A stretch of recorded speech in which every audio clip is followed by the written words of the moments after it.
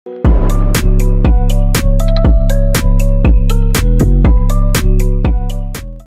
Everyone, screen के सामने आपकी बुक दिख रही है नव भारती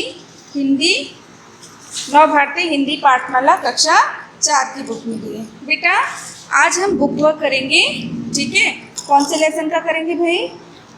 पार्ट 3 कर्नाटक की सैर, इसका हम बुक वर्क करेंगे, जो आपके बुक पेज नंबर 25 में है। देखिए क्या है, दिए गए प्रश्नों के उत्तर कुछ शब्दों में लिखना है। शिवानी के नाना जी कहाँ रहते थे? कहाँ रहते थे भाई, सबको मालूम है? हाँ, मैसूर में रहते थे। कहाँ रहते थे? मैसूर में। नंबर ख वाला, मैसूर का कौन सा त्यौहार दुनिया भर में मशहूर है? अपन पढ़े ना पाठ, कौन सा त्यौहार मशहूर है? दशहरा का। मैसूर में जो धोती पहनते हैं उसे क्या कहते हैं? उसे पांचे कहते हैं। क्या कहते हैं? पांचे। मैसूर में जो पगड़ी पहनते हैं उसे क्या कहते हैं? उसे मैसूर पेटा कहते हैं। चलिए बेटा अब आगे बढ़ते हैं। अब आएंगे हम पेज नंबर 26 में, ठीक है। पेज नंबर 26, उसमें भाषा की दुनिया, संज्ञा, संज्ञा के भेद, संयुक्त व्यंजन व द्वितीय व्यंजन हम करेंगे। पहला नंबर में किसी प्राणी, वस्तु, स्थान, भाव आदि के नाम का बोध कराने वाले शब्दों को संज्ञा कहते हैं, जैसे राहुल, ताजमहल, लड़का, मित्रता। ठीक है, जैसे राहुल किसी व्यक्ति विशेष का नाम है, ठीक है। ताजमहल एक जगह का नाम है। लड़का है ना, लड़का मतलब सभी लड़कों की जाति के बारे में बात बता रहा है। मित्रता एक भाव के बारे में बात कर रहे हैं, ठीक है। इसको आगे और हम पढ़ेंगे। दिए गए वाक्यों में संज्ञा शब्दों पर गोला बनाइए। पहला नंबर, क नंबर देखो, शिवानी अपने नाना जी के पास गई, तो फिर संज्ञा क्या है बेटा? शिवानी है और नाना जी है, इसमें आप गोला लगाएंगे। ख वाला, वे मैसूर में रहते हैं। मैसूर एक शहर का नाम है, तो उसमें भी हम सर्कल करेंगे। ग वाला देखिए, वहाँ का दशहरा मशहूर है। वहाँ का दशहरा एक त्यौहार का नाम है, उसमें हम सर्कल कर रहे हैं। घ वाला, हमारा बेंगलुरु जाने का प्रोग्राम बना। कहाँ जाने का? कोई जगह है ना, बेंगलुरु का जाने का प्रोग्राम बना, तो बेंगलुरु में हमने सर्कल किया। अंगा वाला, शिवानी और केशव भाई बहन हैं। संज्ञा कौन कौन है भाई? शिवानी, केशव, भाई बहन, ये सब संज्ञा है। च वाला, कर्नाटक का पसंदीदा शहर हम्पी है। कर्नाटक शहर और हम्पी, ठीक है, ये सब में आप सर्कल करेंगे, ठीक है बेटा। चलिए बेटा, आप लोग भाषा की दुनिया में अब दूसरा नंबर देखिए, संज्ञा के भेद। संज्ञा के मुख्यतः कितने भेद होते हैं? 3 भेद। एक व्यक्तिवाचक संज्ञा, दूसरा जातिवाचक, तीसरा भाववाचक।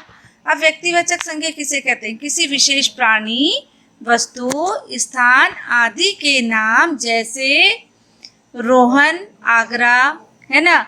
जैसे आप लोग का नाम हो गया, किसी का नाम सुमन, किरण, आदित्य, ठीक है। और आगरा जैसे शहर का नाम है, आगरा, दिल्ली, मुंबई, है ना, कवर्धा, रायपुर, है ना। ये एक व्यक्तिवाचक, इसका व्यक्ति मतलब इसका इंडिविजुअल नेम है ना।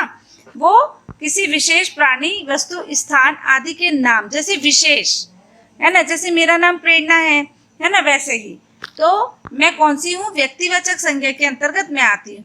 जातिवाचक, जो शब्द पूरी जाति के बारे में बताए, जैसे लड़का, जैसे हम एक लड़के के बारे में नहीं बताए, एक लड़के में हम बोलेंगे रोहन, सोहन, है ना, तो लड़के में बहुत सारे लड़के आ जाएंगे, है ना।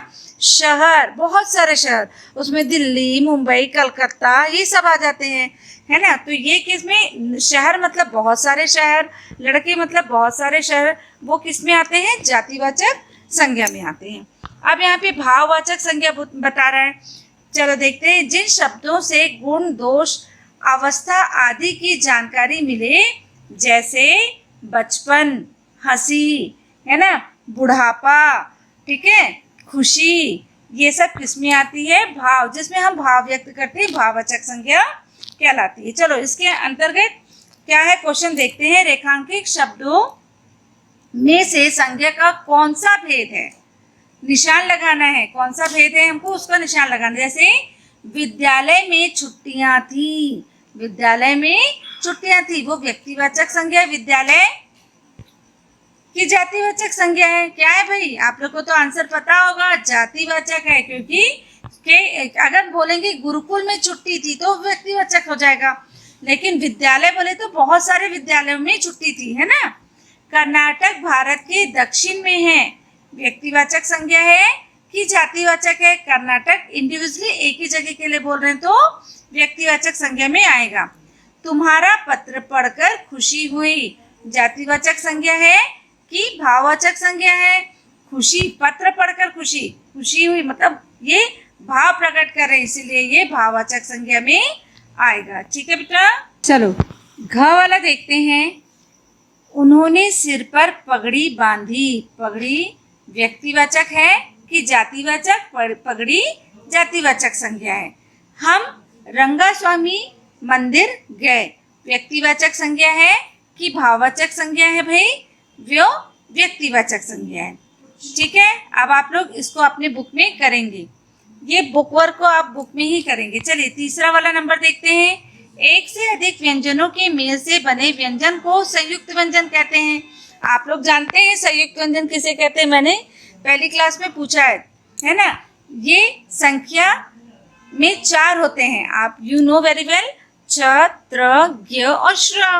एक जैसे व्यंजनों से मिलकर बने व्यंजनों को द्वित्व व्यंजन कहते हैं। जैसे देखते हैं, जैसे आधा आधा क पूरा क, आधा म पूरा म, आधा ल पूरा ल, आधा च पूरा च, है ना। ये आप समझ में आ गया।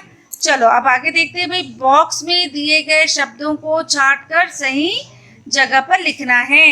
जैसे छुट्टियां, छू आधा ट, पूरी छू आधा ट, ट में छोटी की मात्रा टी, या छुट्टियां, तो ये किस में जाएगा? संयुक्त व्यंजन में जाएगा कि द्वितीय व्यंजन में? भाई छुट्टियां द्वितीय व्यंजन में जाएगा। मजदूर, म आधा द में बढ़ाओ की मात्रा दूर, मजदूर, मतलब ये भी किस में जाएगा? आपका द्वितीय व्यंजन में जाएगा। पक्षी, छ है तो ये संयुक्त व्यंजन में आएगा।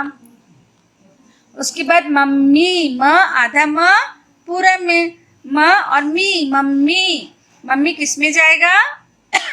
द्वितीय व्यंजन में। ठीक है, वैसे रोटी, रो आधा ट में बड़ी की मात्रा रोटी, रोटी किस में जाएगा बेटा?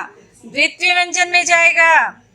दक्षिण है ना। यात्रा, यात्रा किस में जाएगा? यात्रा आपका आएगा किस में? या और त्र है ना, तो किस में जाएगा आपका? मैंने यहाँ पे लिखा है, हाँ, यात्रा किस में जाएगा? संयुक्त व्यंजन में। उसके बाद दक्षिण किस में जाएगा? दक्षिण जाएगा आपका संयुक्त व्यंजन में। और श्रम, श्रम भी किस में जाएगा? संयुक्त व्यंजन में। फिर ठीक है बेटा। बेटा उसके बाद ये नीचे आपका दिया हुआ है, तेलुगु भाषा में किसी का आदर, इसमें ये होमवर्क है, इसको आप लोग पढ़ेंगे और आप लोग करेंगे। ठीक है।